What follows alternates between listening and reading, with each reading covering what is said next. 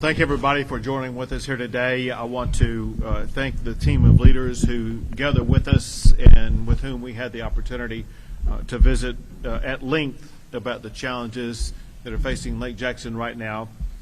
I want to thank Speaker Bonin, Senator Huffman, Senator Larry Taylor, the County Judge Sebesta, Mayor Sipple, as well as the City Manager of Modesto Mundo.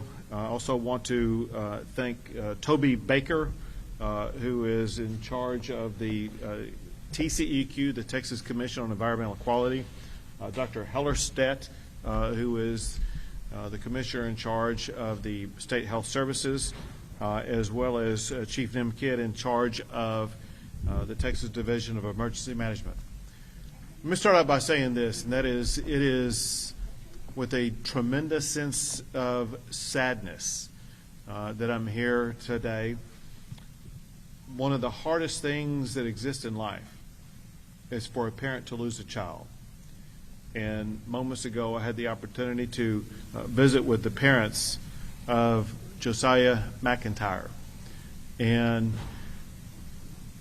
as a governor, as a human being, one of the things I wish I had the ability to do was to wave a magic wand and suddenly allow a lost child to reappear, to reunite with their parents. And there literally are no words that can describe the sadness that goes along with the loss of a child. And my ask of this community is that everyone will join in and saying a prayer to strengthen the family that has lost a child.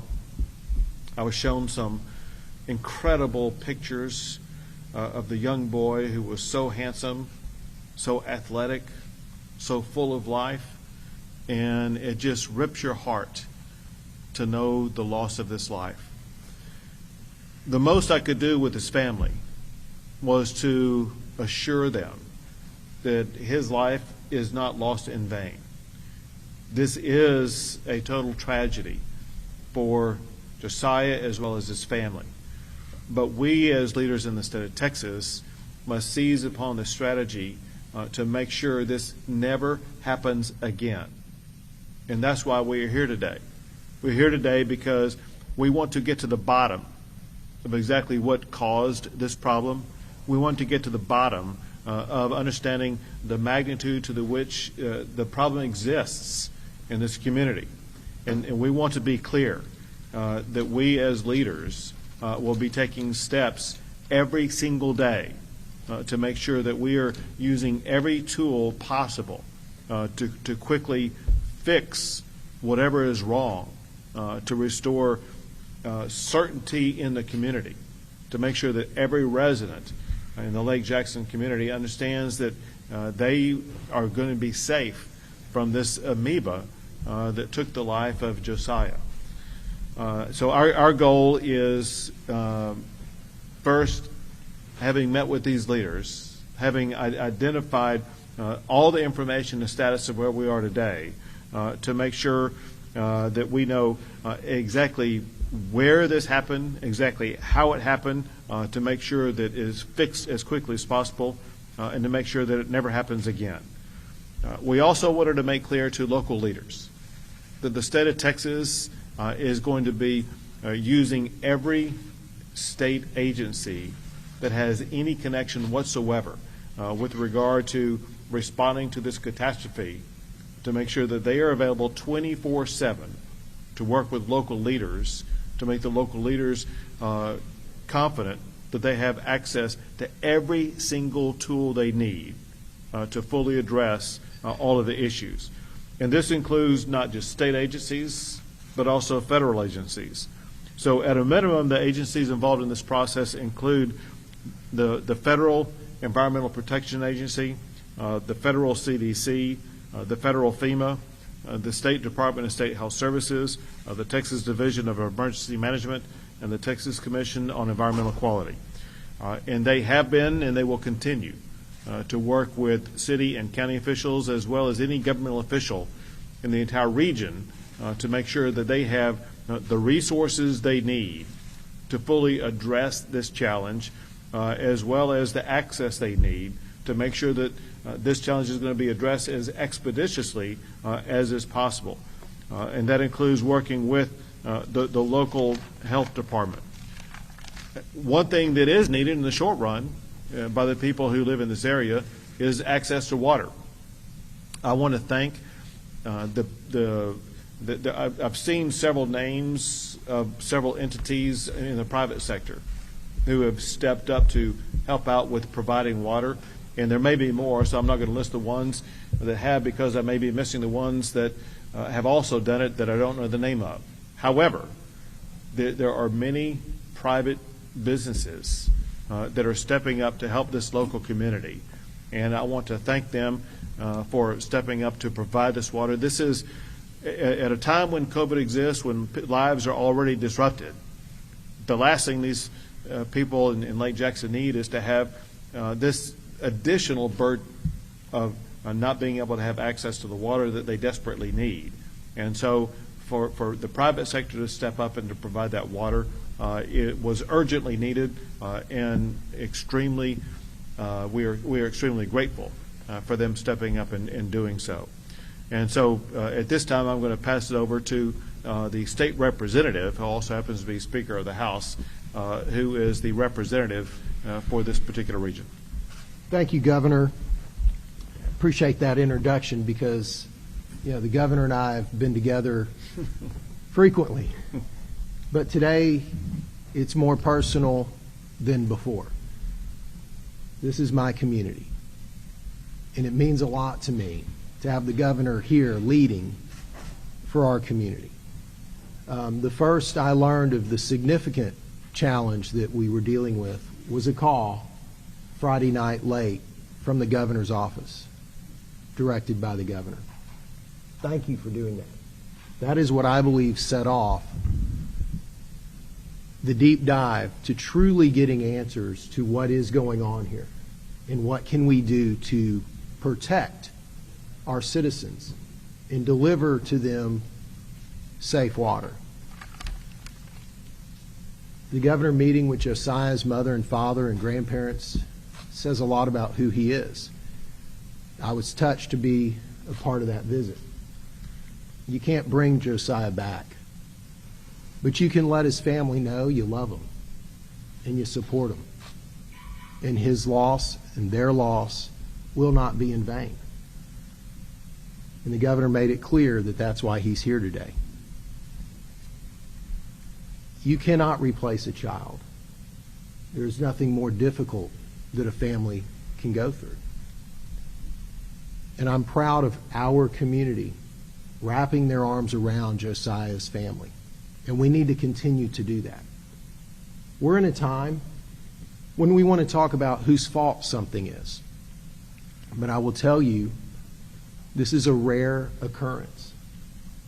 And those who are responsible are putting every bit of their energy and their heart into solving this problem. In a moment, you're going to hear from Modesto, the city manager of Lake Jackson. He's been city manager for all of about 3 weeks. I've known him a long time. He's a good man. And he's working day and night to restore the confidence in this water system. And I'd ask you to give this city the grace that you would give to Josiah and his family too, because we're in this together. And that's why the state leadership is here today. That's why these agencies are here and have been since the Governor's call to action Friday night late. We are in this together. And we need to right now get to the bottom of this, solve this, and support each other. And Governor, I thank you for being the leader to setting this off. And thank you for being in our community today. And now the state senator for this community, Senator Joan Huffman. Thank you. Thank you very much, Governor Abbott. And of course, I want to start by offering my most heartfelt condolences to Josiah's family. You know, as a mom, I just can't think of anything worse in the world that they must be going through. So my heart is with them. And I want to thank Governor Abbott, because Friday night I got a call too. It was from the governor personally. He said, Senator, and it was late. It was like after 9 o'clock, 9:30 or so. He said, you represent Lake Jackson, right? I said, yes, sir.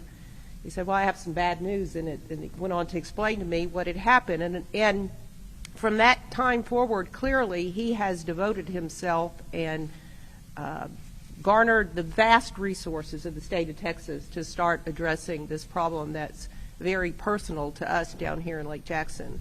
And I appreciate that. And you can tell he's got all the important people here, the heads of all the agencies, and we are all completely committed to finding out what happened that caused Josiah's death.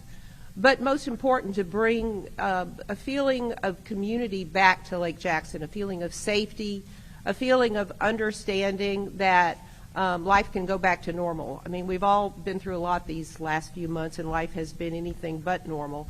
And to put this on top of this community is a very, very heavy burden. So we are here to try to lift that burden from this community. I'm certain that as we work through these issues that they will be resolved and Lake Jackson can go back to life as normal. Again, thank you, Governor Abbott, and for bringing together all these folks today to honor the community that I'm so proud to represent. Thank you, Senator. And now for the city leader that the speaker spoke about, someone who is taking a very hands-on approach to aggressively address these issues around the clock, and that is the city manager, Modesto Mundo. Governor, thank you. Dennis, thank you. Senator Huffman, thank you. The state has been exceptional in helping us during this crisis.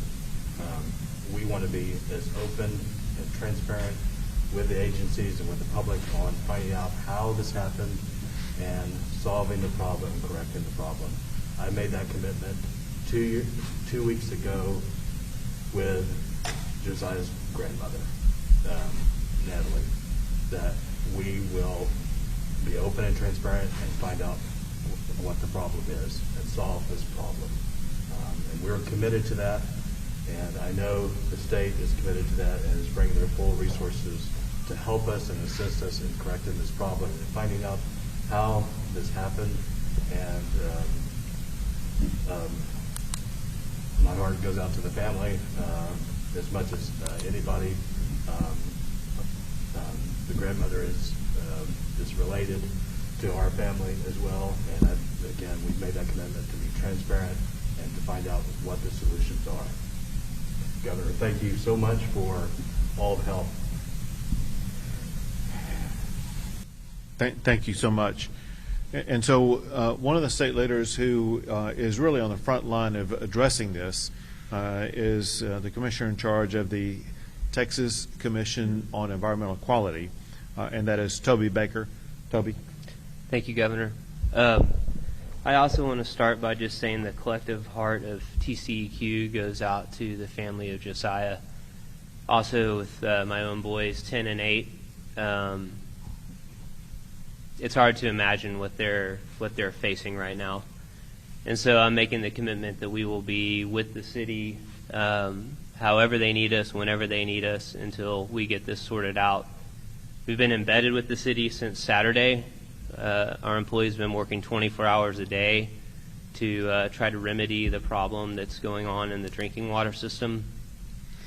Out of an abundance of caution on Friday night, we, in conjunction with the governor's office, issued a do not use order for the users of Brazos Port Water Authority's water. I want to be very clear that BWA's water is safe. The residuals in their distribution system are high, and we have no reason for any sort of to think there's any problems with their distribution system or the water there.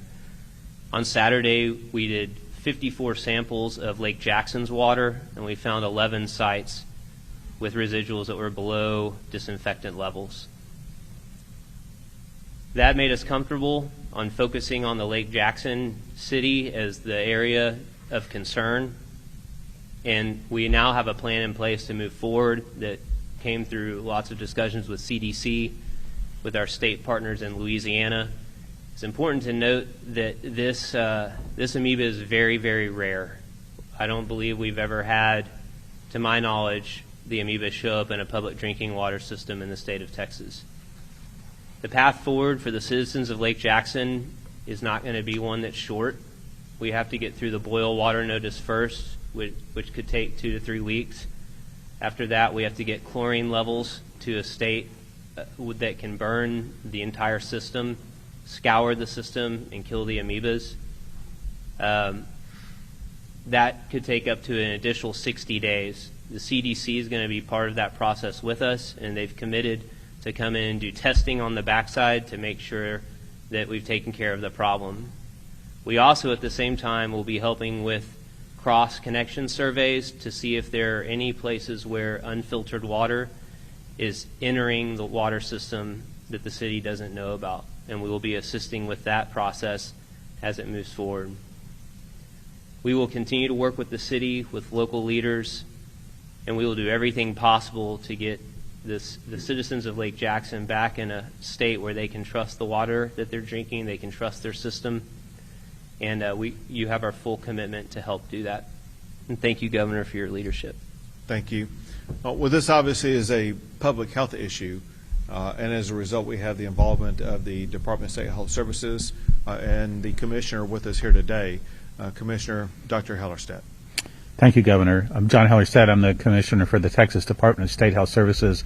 And the most important point I want to make for folks today is a follow-on from what Toby Baker, the Executive Director for the Texas Commission on Environmental Quality made.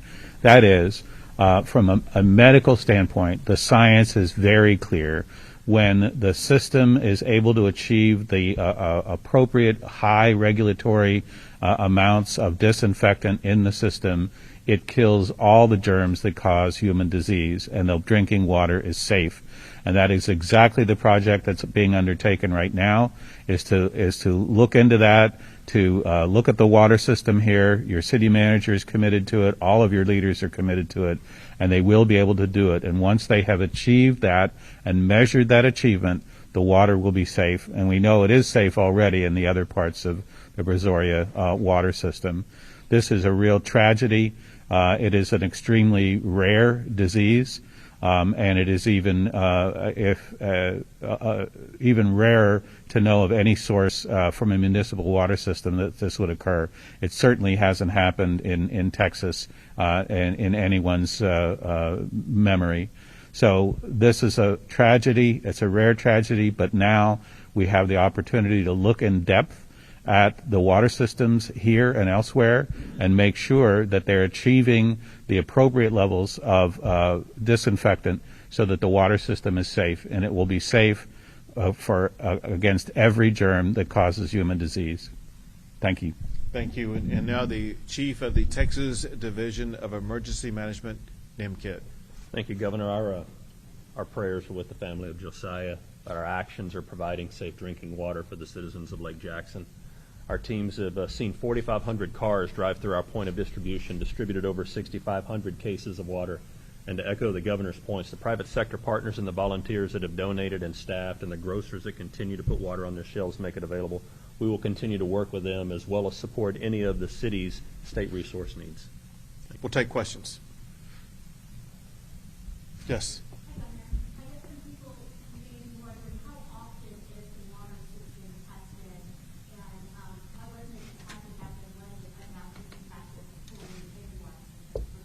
Sure. For the local water testing, I'm going to have the city manager answer that. For the broader perspective, I'll have the head of the TCEQ answer that question. I believe we test the water monthly, I believe, and then we provide all of those results to the TCEQ. That's correct. We receive quarterly reports from the city that shows their residual levels, the disinfectant levels. We also then receive monthly reports as well showing the bacteria levels. The city does 30 bacteria samples per month. They're required to do that. And the interesting thing here, and one of the things we're going to get to the bottom of, is the residual samples that we have in our records show that there would be nothing of concern up until this point in the city. So we will definitely be investigating that further.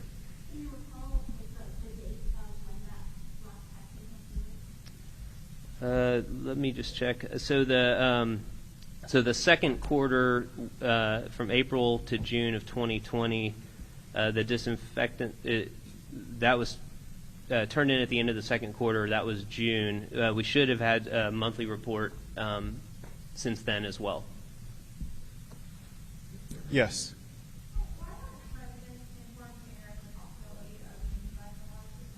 Sure. I will need to have either the mayor or the city manager answer that question for you.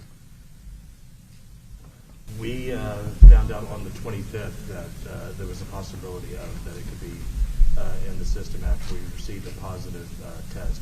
When we were notified by the county working with the CDC that there was a possibility of Josiah playing in our fountain, we shut it down immediately, but we had not had the ability to test. Our initial test that we received, we conducted it on the 10th, and on the 14th it came back negative.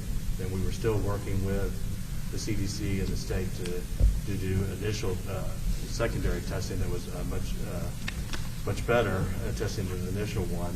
That collection was made on the 22nd. We received a positive result on the 25th, but it was more than I believe the family had several locations at their house tested.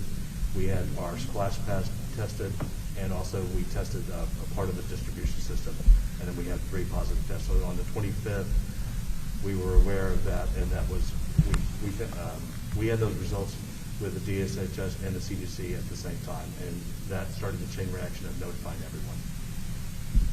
Sure. This is a tragic incident. Should Texas be testing every CD water supply that we have in the state? Because obviously this is going out there, and people probably are thinking, should I be drinking this water if this is happening in Lake Jackson?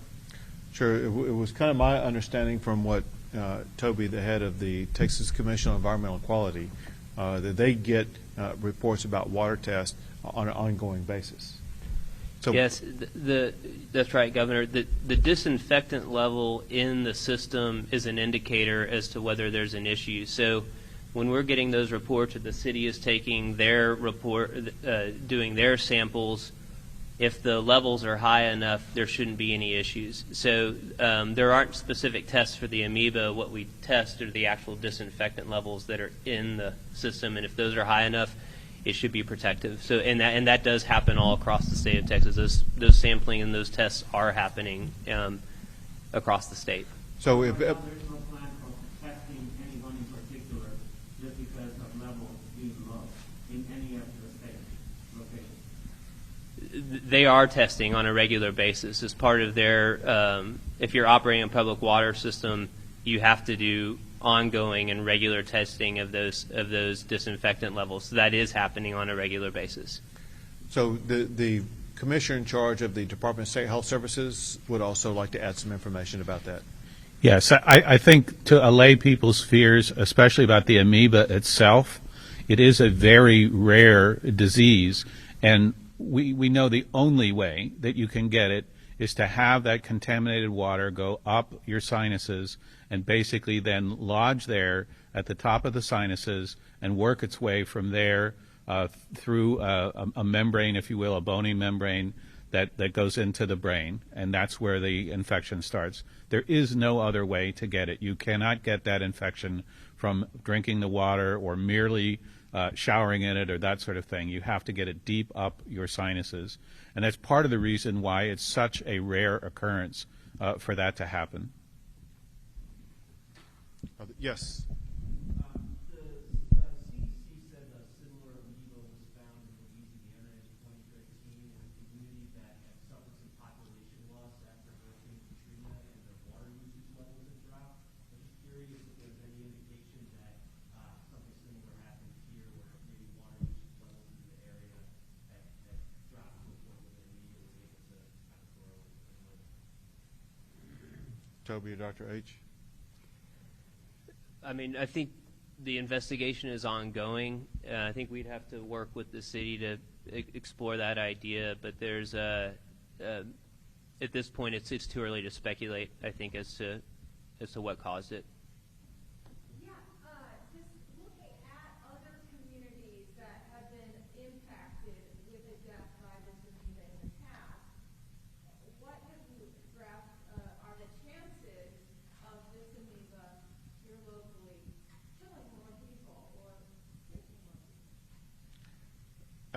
I'm going to let the experts add to this, but from what I've been able to gather from the meetings that we've had today, all information points to this being isolated.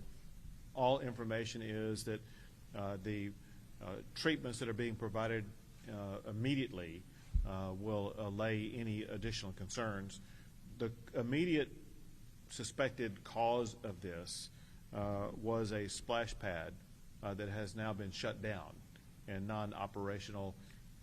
And so the concern about this being replicated is minimal. That's a layman's response based upon information I've been able to gather. A better response will come from people like Dr. Hellerstadt and maybe from Toby Baker. Governor, I would only add from a scientific standpoint that the risk is vanishingly small, which is the same thing as saying minimal. So you're absolutely right. You can never say zero, but really it's zero, because there's just not going to be a chance that the water is going to contain this amoeba in the public water system after they finish the kinds of remediation efforts that they put forward. So it's not going to be in the public water system.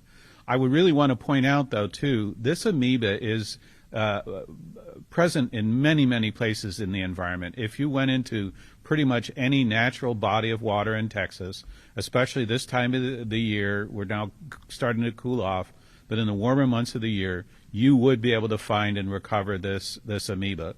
And so the fact that even though it is in many, many places in Texas, in bodies of water that people swim in and have recreation in, but we see so few cases, that tells you that the mechanism of getting infected that I described is extremely unusual and extremely rare and difficult. This is a terrible tragedy that made something that was rare, and even vanishingly rare, actually happened. But the things that can take place going forward will make the city water system safe, and there will not be amoeba in it to a level that would cause anyone any harm. And I did have a follow-up question on when you get infected by it, do you have an ability to stop the infection before you die? And what's the time span from being infected to death? My understanding of it, I'm not an infectious disease expert in this particular infection. This has a very high case fatality rate. So once people get infected, it is generally fatal. Sure. Brett? Yes, I have a question from a local perspective, and I'd like the gentleman from PCQ to take it. You mentioned that there were several, more than I have heard previously, tests done that surround BWA's distribution to cities. Were those done in other cities, or have there only at this point been tests done in Lake Jackson? We did residual samples in BWA because they're the distribution line that gets those other ones. CDC only did their testing in Lake Jackson, and so then we went to Lake Jackson and we did a very wide sampling. We put a very wide sampling protocol in place and found multiple places in the Lake Jackson system where the disinfectant was below state minimum levels. And so that pretty clearly to us showed us that that's where the issue is, and that's where CDC was focused as well. So that and that's where obviously Josiah was, we think, got the contracted the amoeba, and so we're confident that Lake Jackson is where the problem is. Last question. Yes, this is also for CCEQ. I was wondering, you mentioned kind of examining the cross connection to see if it's getting into the system from some other place. How long does that take? And is that really enough time? I'm kind of curious from the timeline you mentioned, 2 to 3 weeks boil notice, but is that really enough time to really do a thorough examination and the water? So there's going to be 2 prongs that are going to have to happen. One is focused on the disinfectant side, and so that is 2 to 3 weeks to get through the boil water notice. That takes care of the bacteria concerns that we have associated with the low residuals in the distribution system. At that point, the city is going to be asked to up their chlorine to at 1 milligram per liter. It's going to be very high chlorine levels in the system. Once they get to that level, they're going to have to keep the entire system at that level for 60 days. This is what they did in Louisiana, and this is the CDC protocol that we're talking back and forth with them about.